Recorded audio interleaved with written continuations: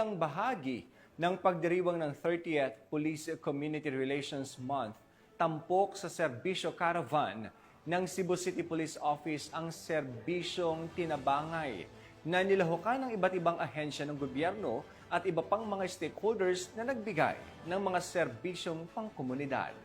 Ang kabuuan ng balita mula kay Pacho Woman, Annalyn Canog.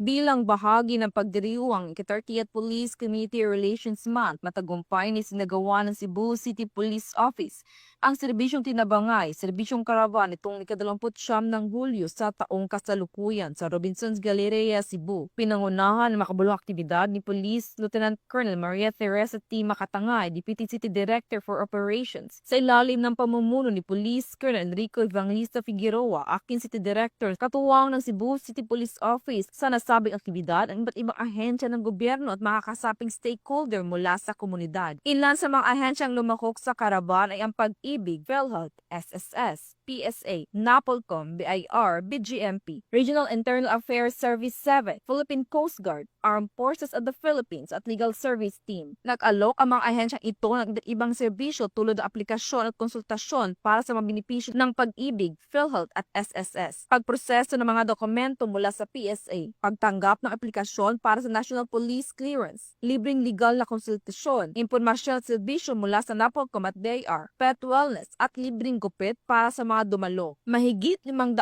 mamamayan at mga mamimili sa mall na nakinabang sa iba't ibang serbisyong inalok sa caravan. Ito ay patunay ng dedikasyon ng Cebu City Police Office na gawing abot kamay ang serbisyo ng pamahalaan at isulong ang kultura ng pagtutulungan, pagkakaunawaan at pagtitiwala sa pagitan ng pulisya at ng publiko. Mula dito sa Cebu City, ako ay yung PNN correspondent, Patrolwoman Annalyn N. Canog, alagad ng batas, tagataguyod ng Balitang Pulis.